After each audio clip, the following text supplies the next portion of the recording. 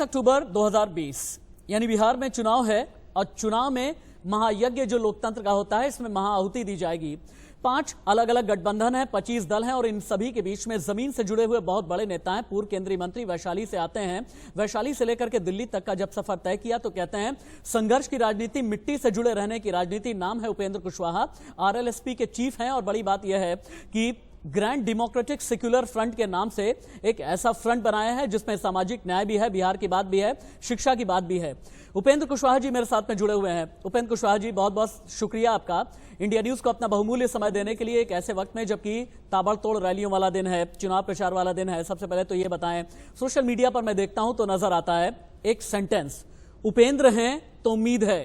क्या ये माना जाए कि 15 साल नीतीश के और 15 साल लालू प्रसाद यादव के नाउम्मीदी इतनी रही कि आज की तारीख में ये कहना पड़ रहा है उपेंद्र हैं तो उम्मीद है?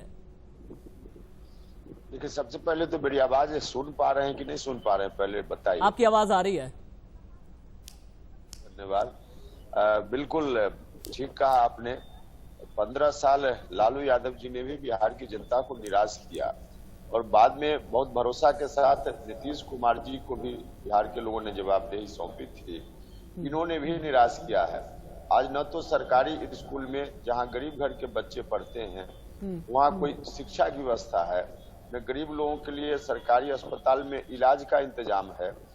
जो बेरोजगार लोग हैं, नौजवान हैं या मजदूर लोग हैं, अपना पेट पालने के लिए दूसरे राज्यों में वहां जाकर अपमानित होते हैं, हर तरह से परेशानी में होते हैं। उसके बावजूद लोग जाते हैं क्योंकि यहाँ बिहार में कुछ भी रोजी रोटी रोजगार का साधन उनके लिए उपलब्ध नहीं कराया, न तो नीतीश जी ने और न जब लालू जी थे तब लालू जी ने। तो दोनों से लोग निराश हो चुके हैं। वैसी परिस्थिति में लोग चाह रहे थे कि कोई तीसरा विकल्प हो। नीतीश कुमार से मुक्ति चाहिए तो फिर पुरानी जो व्यवस्था थी लालू जी की, उसके साथ भी लोग वापस नहीं होना चाहते थे। तो लोगों को लग रहा था कि आखिर करे क्या, एक तरफ कुआं है, दूसरी ओर खाई है, कहाँ जाएं। वैसी परिस्थिति में लोगों की भावना का ध्यान रखते हुए हमने एक अलग से फ्रंट बनाया है और यह फ्रंट बिल्कुल सामाजिक न्याय को ध्यान में रखकर वैसे लोगों का फ्रंट है जो लोग उपेक्षित रहे हैं। शासन में रहने वाले लोगों ने उनका वोट तो समय समय पर हासिल किया, खुद सत्ता में गए, लेकिन सत्ता में जाने के बाद उनकी ओर ध्यान नहीं दिया, न तो सत्ता में हिस्सेदारी दी और न उनके लिए बाकी कुछ शिक्षा, स्वास्थ्य वगैरह का इंतजाम किया, रोजगार का इंतजाम किया। तो इन कारणों से लोग उनसे निराश थे और यही कारण है कि अगर कहीं उम्मीद की किरण लोगों को दिख रही है तो जो हमारा गठबंधन है वही दिख रही है। आप कहते हैं कि उम्मीद की किरण बिहार के लोगों को आपके फ्रंट में, ग्रैंड डेमोक्रेटिक सेक्युलर फ्रंट में नजर आ रही है। आपने एक बयान दिया था, मुझे याद है अभी पिछले दिनों ही, कि 15 साल बड़े भाई को देखा, 15 साल मझोले भाई को देखा। क्या ये माना जाए कि इसके जरिए उपेंद्र कुशवाहा ने यह कह दिया है, क्योंकि आप जमीन से जुड़े हुए नेता हैं, चाहे आपका समता पार्टी का सफर आप कह लें, जेडीयू का सफर कह लें, आरएलएसपी से होते हुए दिल्ली की राजनीति की बात कर लें, या फिर अब एक नए फ्रंट के साथ में बात कर लें, क्या आप ये कहना चाहते हैं कि बड़े भाई मझोले भाई को देख लिया, अब 10 नवंबर को एक अणे मार्ग पर छोटे भाई को भी देख लेना और ग्रैंड डेमोक्रेटिक सेक्युलर फ्रंट की सरकार बनेगी? आप ये कहना चाहते हैं? यही है। 15 साल जब बड़े भाई को लोगों ने देखा ही नहीं, हर तरह से भुगता है लोगों ने, कुछ भी नहीं किया उन्होंने और नुकसान ही हुआ बिहार का। 15 साल फिर मझले भाई नीतीश कुमार जी को भी लोगों ने देखा और इन्होंने जबरदस्त रूप से इन्होंने भी निराश किया है। वैसी परिस्थिति में सिर्फ 5 साल के लिए छोटा भाई उपेंद्र कुशवाहा लोगों से आग्रह करता है कि 15 साल जब आप उन दोनों को दे सकते हैं तो एक बार 15 साल के लिए आजमा कर देखिए। यही निवेदन हम बिहार भर के लोगों से कर रहे हैं। आप तो निवेदन कर रहे हैं, लेकिन कहा यह जा रहा है कि भारतीय जनता पार्टी पर्दे के पीछे से नीतीश कुमार के साथ में खेल कर रही है और पोस्ट इलेक्शन कुछ बहुत बड़ा भी हो सकता है। यह भी हो सकता है कि नीतीश कुमार को दिल्ली भेज दिया जाए और ऐसा भी हो सकता है कि यह भी कहा जा रहा है कि अगर किसी भी तरह से एनडीए की सरकार बनेगी तो मुख्यमंत्री बीजेपी वाला बन जाएगा और नीतीश को भेज देंगे दिल्ली। ऐसा भी कुछ हो सकता है क्या? बिल्कुल बिल्कुल, यही कोशिश है बीजेपी की ओर से। अच्छा। और नीतीश कुमार जी के साथ एक डील भी है। नीतीश कुमार जी ने मान लिया है कि अब उनको बिहार की सरकार में नहीं आना है।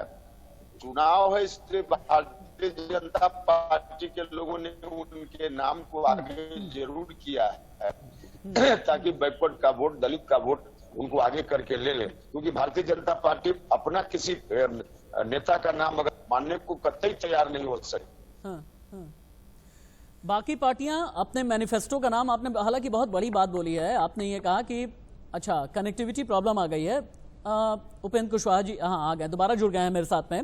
उपेंद्र कुशवाहा जी, आप ये कह रहे हैं कि नीतीश कुमार ने एक बहुत बड़ी डील कर ली है, तो और डील के पीछे भले ही ये कहते रहे कि हम तो 7 निश्चय की बात करेंगे, और नीतीश कुमार भले ही ये कहते रहे कि सरकार एनडीए की बनेगी, मुख्यमंत्री नीतीश कुमार ही बनेंगे, लेकिन एक बात ये समझाइएगा, लोग अपने मैनिफेस्टो का नाम दे रहे हैं चुनावी घोषणा पत्र, लोग नाम दे रहे हैं संकल्प पत्र, लेकिन आपने अपने मैनिफेस्टो का नाम दिया है वचन पत्र। और इस वचन में खास तौर से आपने एक नारा दिया है, अगर चाहिए रोजी रोटी रोजगार, अब की बार शिक्षा वाली सरकार। नीतीश कहते हैं हमने भी तो शिक्षा वाली सरकार दी। नीतीश कहते हैं कि प्राथमिक विद्यालय में 13 बच्चे बच्चियां बाहर रह जाते थे, आज की तारीख में एक भी बच्चे बच्ची बाहर नहीं है। इंजीनियरिंग, पैरामेडिकल जैसे संस्थान, सब डिवीजन में आईटी जैसे संस्थान हमने दिए हैं। कई जगह पर इमारत तैयार है, कई जगह पर और भी तैयार होने वाली है। देखिए, एक तो जो पहले वाला प्रश्न था उसमें थोड़ा और मैं जोड़ दूं, जो डील है इन लोगों के बीच में, पर्दा के पीछे भारतीय जनता पार्टी काम कर रही है और उसमें कहीं ना कहीं आरजेडी के साथ भी इनका डील है। आरजेडी के लोग और भारतीय जनता पार्टी दोनों मिलकर पोस्ट पोल में सरकार बनावे तो इसमें भी कोई आश्चर्य की बात नहीं होगी। दोनों इसमें एक साथ दोनों का डील हो चुका है और यही कारण है कि आप देख रहे हैं लगातार तेजस्वी बोल रहे हैं कि 9 तारीख को लालू जी की जमानत हो जाएगी, 9 तारीख को हम जश्न मनाएंगे। भैया कोर्ट में मामला है, कैसे कोई इतना दावा के साथ कह सकता है कि 9 तारीख को जमानत हो ही जाएगी? इसका मतलब कहीं ना कहीं कुछ बात तो है। तो पर्दा के पीछे बात थी, अब धीरे धीरे पर्दा के आगे सामने बात आ रही है, तो उन लोगों के बीच में, सबके बीच में एक डील हो चुका है। अब जो आपका सवाल है बाद वाला कि नीतीश जी कह रहे हैं कि हमने शिक्षा में बेहतर काम किया है, ठीक है, बच्चे जो बाहर होंगे उनको लाने की व्यवस्था देश भर में हुई है। हम भी मंत्री थे, मिड डे मील वगैरह का ऐसा इंतजाम है जिसके चलते बच्चे आ रहे हैं स्कूल में, कोई भी डाउट नहीं। लेकिन बच्चे आ रहे हैं, पढ़ाई कहाँ हो रही है? सबसे बड़ा सवाल है पढ़ाई का। तो पढ़ाई कहीं नहीं हो रही, बच्चों का एडमिशन जरूर है, खिचड़ी जरूर बांटी जा रही है, चाहे उसकी गुणवत्ता कैसी भी हो, लेकिन पढ़ाई लिखाई नाम की कोई चीज नहीं है। जो भी सरकारी टीचर हैं, टीचर को समय पर वेतन नहीं मिलता है। स्वाभाविक रूप से टीचर अपनी समस्याओं से ग्रसित होते हैं। टीचर को खाना पकाने और खिलाने के काम में लगा दिया गया है, टीचर को बिल्डिंग की ठेकेदारी में लगा दिया गया है। स्कूल में पढ़ाई लिखाई नाम की कोई चीज नहीं। तो पढ़ाई लिखाई जरूरी है, जो नहीं है फिर नीतीश जी ने किया क्या शिक्षा के मामले में? अभी जवाब देते हुए ये तो शिक्षा की बात है, लेकिन शुरुआत में आप जिस डील की बात कर रहे थे, आपने ये कहा कि भारतीय जनता पार्टी और आरजेडी के बीच भी पर्दे के पीछे कोई डील हो गई है, और यही एक वजह है कि तेजस्वी यादव ये कहते हुए नजर आ रहे हैं कि देखिएगा 9 नवंबर को लालू प्रसाद यादव आ जाएंगे जेल से बाहर। लेकिन मेरा एक सवाल है, भारतीय जनता पार्टी की मुखालफत करते हुए आरजेडी ने अपनी फाउंडेशन स्टोन यानी अपनी स्थापना की थी पार्टी की।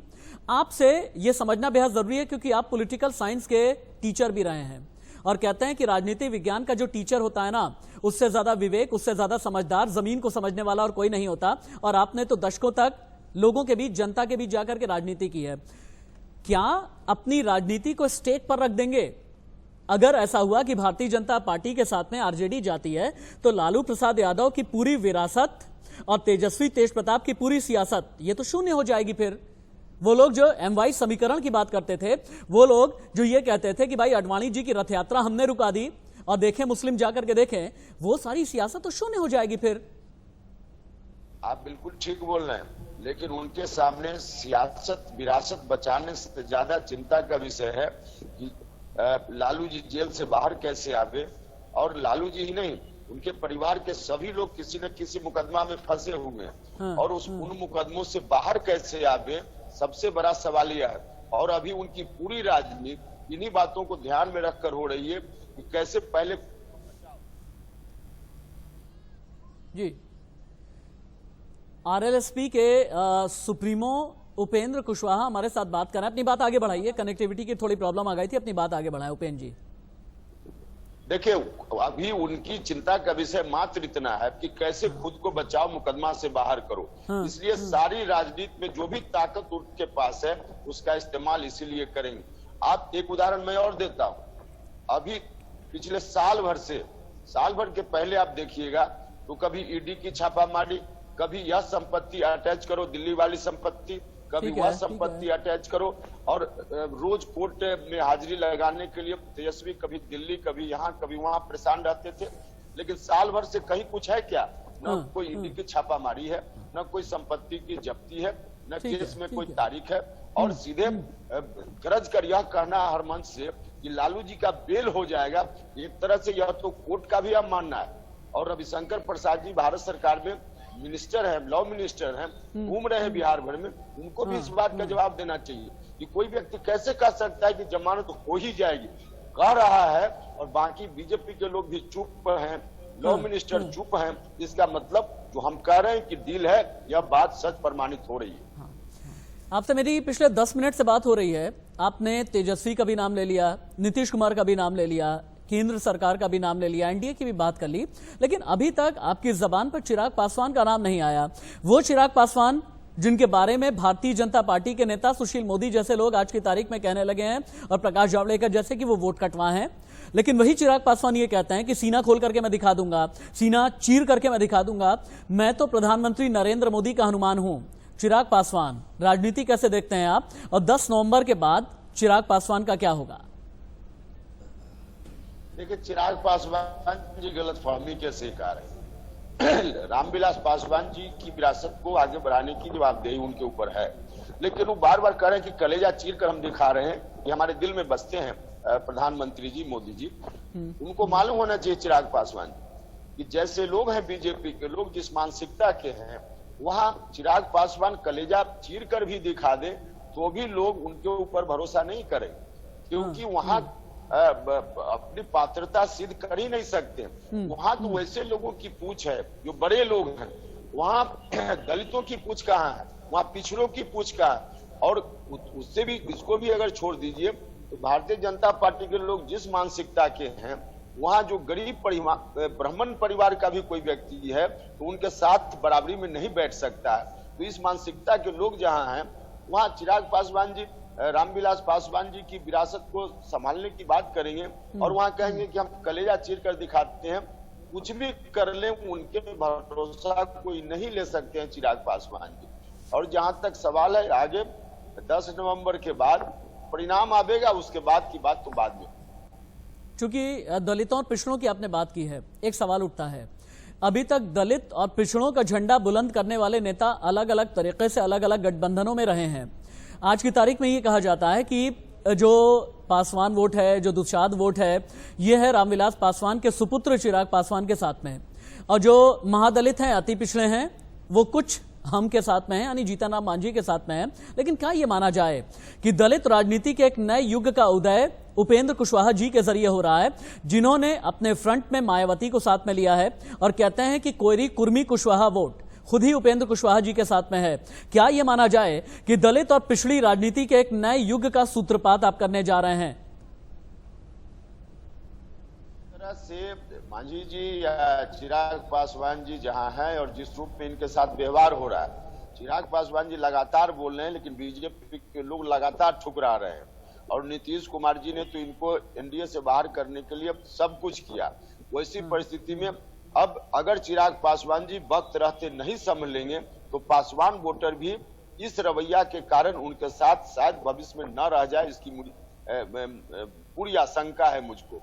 क्योंकि पासवान लोग रामविलास पासवान की विरासत के कारण उनके साथ हैं, और वहां जहां कोई इज्जत नहीं है, इनकी कोई प्रतिष्ठा नहीं है, रोज लोग लात मार रहे हैं चिराग पासवान को, और वहीं अगर जीव जुड़ी में लगे रहेंगे तो फिर पासवान लोग बहुत ही स्वाभिमान वाले लोग होते हैं, फिर वहां कैसे रह जाएंगे। इसलिए चिराग पासवान जी को यह बात सोचने का काम करना चाहिए। और स्वाभाविक रूप से बहन मायावती जी और बाकी दलित का एक बहुत बड़ा भाग जो पहले से बहन जी के साथ है, और व्यक्तिगत रूप से किसी के साथ होना न होना अलग बात है, जिन मूल्यों को लेकर, सिद्धांतों को लेकर हमारा गठबंधन चल रहा है, यहाँ दलितों की राजनीति हो या माइनॉरिटी की राजनीति हो, अति पिछड़ा समाज की राजनीति हो या सवर्ण समाज के भी जो गरीब लोग हैं उनकी राजनीति, तो यही सुरक्षित है।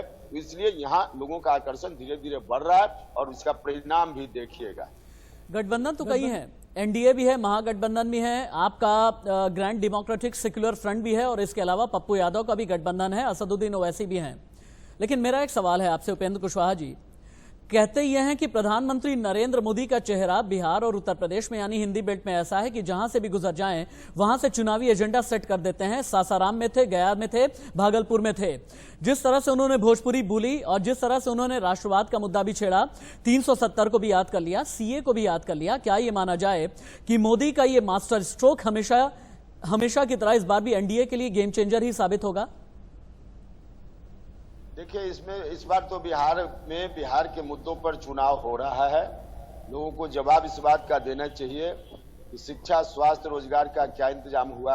याद करें, सब लोग, बिहार के लोगों को तो याद भली भांति निश्चित रूप से होगी कि 2014 के चुनाव के पहले, पार्लियामेंट का चुनाव था, उसके पहले नरेंद्र मोदी जी प्रधानमंत्री बनने के दौर में थे। बिहार भर में हर जगह, हर सभा में घूम घूम कर बिहार में उन्होंने कहा था कि हम सत्ता में आएंगे तो बिहार के लोगों को पढ़ाई, दवाई और कमाई के लिए बाहर नहीं जाना पड़ेगा, बिहार में ही इन चीजों का इंतजाम होगा। तो लोगों ने भरोसा किया, 2 बार प्रधानमंत्री बने, 5 साल के बाद अब 6ठा 7वां साल इनका भी चल रहा है और 15 साल से इनके साथ, मतलब भारतीय जनता पार्टी के साथ मिलकर नीतीश जी सरकार भी चला रहे हैं। अब जब पढ़ाई, दवाई, कमाई का इंतजाम किया कि नहीं किया इन लोगों ने, अब इसका जवाब बिहार के लोगों को इनको देना चाहिए। बाकी राष्ट्रवाद वगैरह का मामला, दूसरा मामला, जब पार्लियामेंट का चुनाव होगा उस समय उन मुद्दों पर बहस होगी। आज तो बिहार में शिक्षा, स्वास्थ्य और रोजगार को लेकर ही बहस है और इन्हीं मुद्दों पर चुनाव होना भी चाहिए। और मीडिया के लोगों से भी हाथ जोड़कर मैं प्रार्थना करता हूं कि बिहार के सवाल पर ही बिहार का चुनाव होने दे। मुद्दा को डाइवर्ट करने की कोशिश बीजेपी के लोग करेंगे, कृपा करके इस काम में बीजेपी को आप बिहार के सवाल और बिहार के मुद्दों की बात कर रहे हैं, मैं बिहार का ही चलिए सवाल कर लेता हूं। शिक्षा, स्वास्थ्य और रोजगार, बिल्कुल बिजली, सड़क, पानी, रोटी, कपड़ा, मकान, इसी पर चुनाव होना चाहिए और बहुत अच्छी आपकी सोच है, बहुत तारीफ करूंगा, बहुत साधुवाद दूंगा आपको। लेकिन एक बात ये बताएं, कहा यह जा रहा है कि एक इशू ऐसा है जिस पर नीतीश कुमार बहुत बुरी तरह से घिरे हुए हैं बिहार में, और वो है शराबबंदी। शराबबंदी के नाम पर जैसा सिंडिकेट चला, शराबबंदी तो कर दी गई, लेकिन घर घर, गांव गांव, गली गली, मोहल्ले मोहल्ले, पगडंडी पगडंडी, जिस तरह का सिंडिकेट चलता है आज भी कच्ची शराब का, उसे रोकने में नाकाम साबित हुए हैं नीतीश। और इसलिए नाकाम साबित हुए हैं क्योंकि अफसरों के मुख्यमंत्री बन करके रह गए हैं। अफसरों की सुनते हैं, अफसर कहते हैं जी सर, वो कहते हैं हाँ ठीक है, अफसर कहते हैं यस सर, वो कहते हैं हाँ ठीक है। और क्या शराबबंदी पर भी नीतीश बुरी तरह से घिरे हुए हैं? यह बात ठीक है। देखिए, एक तो मैं बाकी लोगों की राय से अपनी राय भिन्न रखता हूँ। शराबबंदी अच्छी चीज है और नीतीश कुमार जी ने शराबबंदी करके अच्छा काम किया, इसमें कोई दो राय नहीं। हम लोग भी कहते थे कि शराबबंदी का काम कीजिए, क्योंकि शराब को गांव गांव तक, घर घर तक दुकान खोलकर हर टोला मोहल्ला में नीतीश जी ने ही सब व्यक्ति तक पहुंचाने का काम किया था। तो फिर बाद में जब लोगों के बीच से विरोध शुरू हुआ तो नीतीश जी ने बंद करने का निर्णय लिया। यह बहुत अच्छा काम था, लेकिन निर्णय सिर्फ कागज पर इनका सिमट कर रह गया, धरातल पर उतरा नहीं। धरातल पर नहीं उतरा इसलिए भले कागज में शराबबंदी लागू है, लेकिन घर घर में होम डिलीवरी चल रहा है और जहां चाहिए वहां दाम थोड़ा ज्यादा शायद लगता होगा, लेकिन सब जगह शराब उपलब्ध है। तो इसको मुकम्मल करना पड़ेगा। कागज का जो निर्णय है उसको धरातल पर उतारना पड़ेगा, तब शराबबंदी का जो अर्थ है वह उसका कुछ निकल पाएगा, अर्थ निकल पाएगा। वरना शराबबंदी अच्छा काम होते हुए भी कार्यान्वयन, इम्प्लीमेंटेशन के लेवल पर बिल्कुल जीरो है नीतीश जी, फिसड्डी है, इसलिए यह लागू नहीं हो पा रहा है। उपेंद्र जी, चूंकि बहुत ही हेक्टिक शेड्यूल से मेरे चैनल के लिए आपने वक्त निकाला है, इसलिए मैं अगले सिर्फ 2.5 मिनट आपसे रैपिड फायर राउंड में कुछ बहुत तेज सवाल और तेज जवाब ही चाहूंगा। 10 नवंबर 2020 एक अणे मार्ग पर मुख्यमंत्री बदलेगा क्या? रूप से बदलेगा। नहीं बदला तो बिहार का दुर्भाग्य होता रहा है, आगे भी दुर्भाग्य रहेगा। इसलिए बिहार के लोगों ने मन बना लिया है, जरूर बदलेगा। अगला मुख्यमंत्री कौन होगा? क्या मुख्यमंत्री पद के तौर पर आरएलएसपी सुप्रीमो उपेंद्र कुशवाहा अपना चेहरा भी देखते हैं? देखिए, हमने कहा है कि 15 साल उनको दिया, 15 साल उनको दिया। बिहार की जनता से मेरी प्रार्थना है कि 5 साल दे। हमने कहा है, हर जगह कहा है और यहाँ से भी कह रहे हैं, लेकिन बाकी फैसला जनता का है। जो भी जनता फैसला नीतीश के साथ एंटी इनकम्बेंसी है, लेकिन प्रधानमंत्री नरेंद्र मोदी का चेहरा क्या एनडीए के लिए बड़ा साबित नहीं होगा? चुनाव प्रधानमंत्री का नहीं है, चुनाव मुख्यमंत्री का है। तेजस्वी ये कहते हैं कि नीतीश से जनता नफरत करती है, सही या गलत? सच यह है कि दोनों से जनता नफरत करती है, और नफरत मतलब कोई व्यक्तिगत स्तर पर नफरत की बात नहीं होती है। दोनों ने मिलकर बिहार को बर्बाद किया। 15 साल उन्होंने, 15 साल इन्होंने, इसलिए दोनों से जनता आज मुक्ति चाहती है। बिहार के चुनाव में जाति चलेगी या नहीं? जाति बिल्कुल से नहीं चलेगी, ऐसा मैं कैसे कह दूं, लेकिन बिहार की जनता से मेरा निवेदन जरूर है कि शिक्षा, स्वास्थ्य, रोजगार के सवाल को सामने रखें, बाकी चीजों को पीछे रखें। आग्रह मेरा सब लोगों से। कहा यह जा रहा है कि ग्रैंड डेमोक्रेटिक सेक्युलर फ्रंट अच्छा करेगा। अगर आपका प्रदर्शन बहुत अच्छा रहता है तो पोस्ट इलेक्शन एनडीए या महागठबंधन के साथ आप नहीं जाएंगे, क्या ये गारंटी है? बिल्कुल, हम खुद अपनी सरकार बनाएंगे और इसलिए हम चुनाव मैदान में हैं, डटे हुए हैं, डटे रहेंगे, अच्छी सरकार बनाएंगे, बिहार के लोगों को न्याय देंगे। यानी 26 अक्टूबर 2020 को मैं ये रेखांकित करके ब्रेकिंग न्यूज चला सकता हूं कि 10 नवंबर के बाद आरएलएसपी के नेता उपेंद्र कुशवाहा किसी के साथ नहीं जाएंगे, क्या मैं सही हूं? कहा कि गठबंधन जो हमारा है, जीडीएसएफ या गठबंधन बिहार में अपनी सरकार बनाएगा। बिहार की जनता किन मुद्दों पर वोट देगी? हमने कहा शिक्षा, स्वास्थ्य, रोजगार सबसे बड़ा मुद्दा यही है, लेकिन इसके साथ साथ सिंचाई, कार्रवाई और सुनवाई, यह भी 6 मुद्दे हैं जिन मुद्दों को लेकर हम चुनाव मैदान में हैं। बहुत बहुत धन्यवाद आपका इंडिया न्यूज से बात करने के लिए, और बहुत शुभकामनाएं हैं मेरी और पूरी टीम की कि आप लोग अच्छा करें, बेहतर करें। लोकतंत्र के इस महाजलसे की महाआहुति है 2 दिन के बाद ही। हर किसी को इंतजार है कि बिहार का चुनाव क्या वाकई में कोई परिवर्तन लेकर के आएगा या फिर से नीतीश सरकार।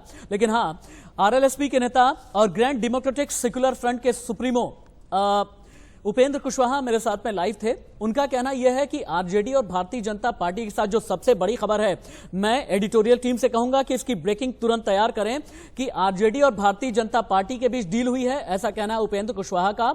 और डील ऐसी हुई है कि चुनाव के बाद आरजेडी और बीजेपी भी साथ में आ सकते हैं। उपेंद्र कुशवाहा ने यह बड़ी बात बोली है। इस